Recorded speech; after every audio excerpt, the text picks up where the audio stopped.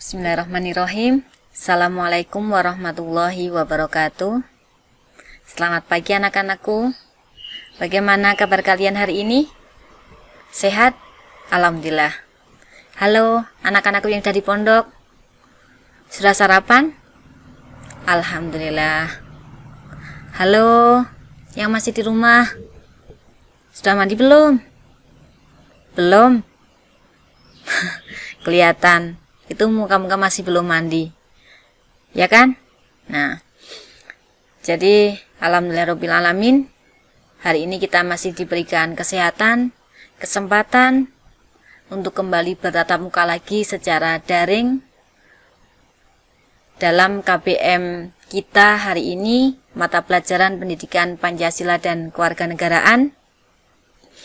Semoga pandemi ini segera berakhir sehingga kita bisa segera bertatap muka secara langsung di ruang kelas kita. Sudah rindu sekali kan? Belajar di ruang kelas, bertemu dengan teman-teman, diajar Bapak Ibu guru. Rindu ya. Oke, hari ini kita akan masuk materi kita selanjutnya. Melanjutkan materi kita yang kemarin. Ada yang masih ingat? Apa? Ya, kita akan melanjutkan materi belajar kita tentang norma. Minggu lalu sudah Bu Hoir sampaikan, sudah Bu Hoir jelaskan tentang pengertian norma. Kalian juga sudah menuliskan pengertian norma di buku tulis kalian masing-masing. Oh iya, jangan lupa untuk anak-anakku yang masih di rumah untuk melakukan presensi secara online di Google Classroom dengan cara mengklik centangan. Ya, yang sudah di pondok juga melakukan presensi dengan presensi yang sudah disediakan. Itu ya. Baik, kita lanjut. Ada yang mau menyampaikan? Nggak bisa ya. Jadi, minggu lalu kita sudah belajar tentang pengertian norma. Apa itu norma? Seperangkat nilai, kaidah, aturan yang mengatur tingkah laku manusia, sehingga manusia dalam berperilaku itu tidak bisa semaunya sendiri, tidak bisa sak karepe dhewe. Karena apa? Karena ada norma atau aturan-aturan yang membatasinya, membatasi perilaku masyarakat. Selanjutnya kita akan masuk ke pembagian norma, yaitu yang pertama adalah norma agama. Nanti yang akan kita pelajari yaitu pengertian norma. Selanjutnya, pengertian norma agama. Selanjutnya, ciri-ciri norma agama. Dan yang ketiga adalah penerapan norma agama. Jadi, bagaimana nanti penerapan norma agama ini baik dalam kehidupan kita sehari-hari, baik nanti di lingkungan keluarga, di madrasah, di pondok, maupun ketika kalian bersosialisasi di masyarakat. Apa yang dimaksud norma agama? Nah, tadi norma agama sudah saya singgung kembali. Kira-kira apa yang dimaksud norma agama? Apakah agama yang satu dengan agama yang lainnya itu mempunyai norma yang sama? Nah, silahkan bisa mulai dipikir-pikir lagi ya. Nah, anak-anakku, Indonesia itu merupakan negara yang kaya. Indonesia itu terbentang dari Sabang sampai Merauke, dari Miangas sampai Pulau Rote. Hampir terdiri dari 17.000 pulau. Dari ribuan pulau yang ada di Indonesia, sudah berapa pulau yang kalian singgahi? 1? Semoga nantinya kita bisa berkeliling pulau-pulau di Indonesia sebagai salah satu upaya kita juga untuk meningkatkan rasa cinta kita terhadap negara kita. Anak-anakku, Indonesia ini sangat kaya. Kekayaan yang ada di Indonesia, salah satunya Indonesia itu mempunyai keberagaman.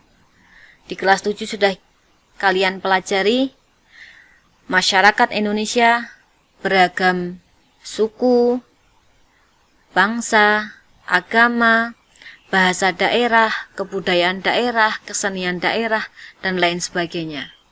Nah, untuk keberagaman agama di Indonesia ini ada 6 agama yang secara sah atau secara resmi diakui oleh negara. Agama apa saja? Ya, agama Islam, kemudian Kristen, Katolik, Hindu, Buddha. Selanjutnya ada agama Konghucu. Jadi ini 6 agama yang secara resmi itu sudah diakui oleh negara. Meskipun di dalam masyarakat kita masih juga berkembang aliran-aliran kepercayaan, tetapi agama yang diakui oleh negara kita ada 6. Nah, jadi norma agama itu adalah sekumpulan kaidah atau peraturan hidup manusia yang sumbernya dari wahyu Tuhan. Karena Indonesia terdiri dari beberapa agama tadi, penganut agama juga meyakini bahwa apa yang diatur di dalam norma agama itu bersumber dari Tuhan Yang Maha Esa yang disampaikan kepada Nabi dan Rasul-Nya untuk disebarkan kepada seluruh umat manusia. Norma agama bersumber dari wahyu Tuhan. Untuk kita umat Islam, norma agama bersumber dari Al-Quran dan hadis. Kemudian ada juga untuk agama Kristen Katolik berasal dari Alkitab. Untuk agama lain ada yang berasal dari kitab Tripitaka. Ini adalah Wujing, kitab umat Konghucu. Dan ada juga yang berasal dari kitab Weda. Selanjutnya, isi norma agama itu berisi apa saja? Yang pertama, norma agama itu berisi perintah. Yang kedua, berisi larangan.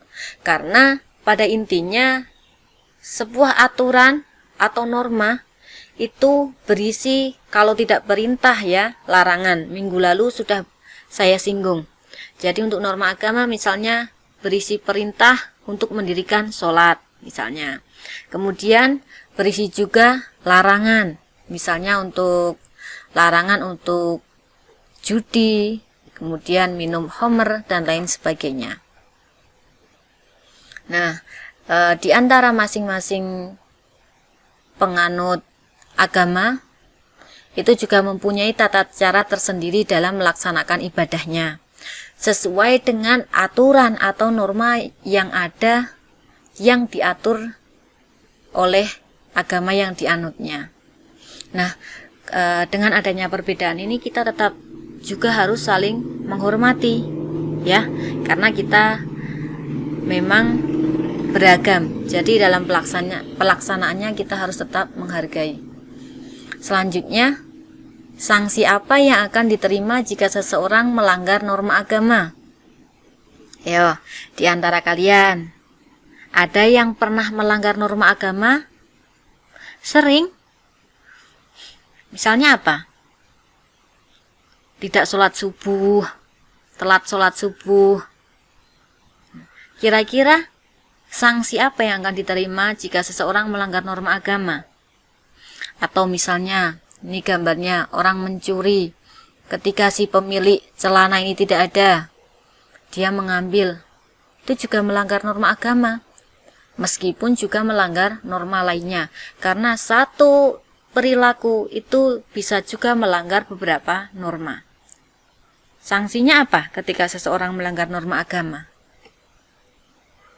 Ya, sanksinya adalah akan mendapatkan dosa.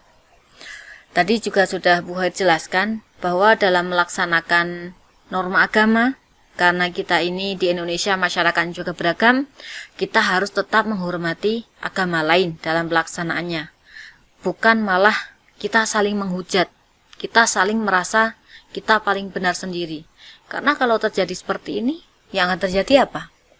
Ya, perpecahan. Kalian masih ingat dulu di gereja daerah Sleman, pernah ketika terjadi atau berlangsung peribadatan, tiba-tiba jemaat gereja itu diserang oleh seseorang. Ada juga, kalian mungkin masih ingat, gereja di Surabaya tiba-tiba dibakar. Ada juga masjid di Tolikara. Tolikara itu mana toh, Bu? Papua. Makanya besok keliling ya. Jadi di Papua itu dulu pernah ada sebuah masjid yang dibakar oleh masyarakat setempat. Nah, itu terjadi karena apa? Kita tidak bisa saling toleransi, kita tidak bisa saling menghargai. Makanya norma agama itu selain mengatur hubungan kita dengan Allah, juga mengatur hubungan antara kita sesama manusia atau hablum minannas. Nah, selanjutnya anak-anakku, ada pesan cinta dari Norma. Norma siapa? Norma agama. Bu Hoir tuh kok cinta-cintaan? Ya, ini ada sebuah pesan cinta dari Norma agama. Nah, silahkan sambil ditulis ya. Yang pertama, tuliskan ciri-ciri norma agama melalui tabel berikut. Nah, jadi norma di sini norma agama. Kalian isikan saja pengertiannya. Apa pengertian norma agama? Kemudian sumbernya apa saja? Sumbernya dari mana? Selanjutnya isinya apa saja? Dan bagaimana ketika seseorang itu melanggar norma agama? Akan mendapatkan sanksi apa? Silahkan ditulis di buku tulis kalian masing-masing. Selanjutnya pesan cinta yang kedua. Carilah 5 contoh pelaksanaan norma agama dalam kehidupan sehari-hari. Nah, ini mudah sekali. Jadi kalian mencari 5 contoh pelaksanaan norma agama dalam kehidupan sehari-hari. Bisa kehidupan di pondok, bisa kehidupan di rumah yang masih di rumah, atau pengalaman kemarin pelaksanaan di masyarakat juga boleh. Nah, ya. Baik, begitu anak-anakku. Jadi dalam ketaatan terhadap norma agama khususnya itu memang sudah diperintahkan oleh Allah melalui Quran surat An-Nisa ayat 59 yang artinya, wahai orang-orang yang beriman, taatilah Allah dan taatilah Rasul-Nya dan kepada para pemimpin di antara kamu. Kemudian jika kamu berselisih pendapat tentang sesuatu, maka kembalikanlah ia kepada Allah dan Rasul-Nya. Jika kamu benar-benar beriman kepada Allah dan hari akhir, yang demikian itu lebih utama dan lebih baik akibatnya. Anak-anakku, pertemuan kita hari ini yang cukup singkat ini sampai di sini dulu. Sampai jumpa lagi insya Allah minggu depan. Semoga yang sedikit dan cukup singkat ini dengan jarak yang cukup jauh, ya, ada yang di Kalimantan, ada yang di Palembang, Sulawesi, Papua. Semoga bermanfaat untuk kita baik hari ini maupun kedepannya. Sampai jumpa lagi insya Allah minggu depan. Tetap jaga kesehatan.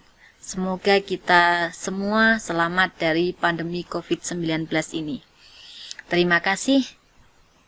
Sampai jumpa lagi minggu depan. Saya akhiri. Wassalamualaikum warahmatullahi wabarakatuh. Dadah.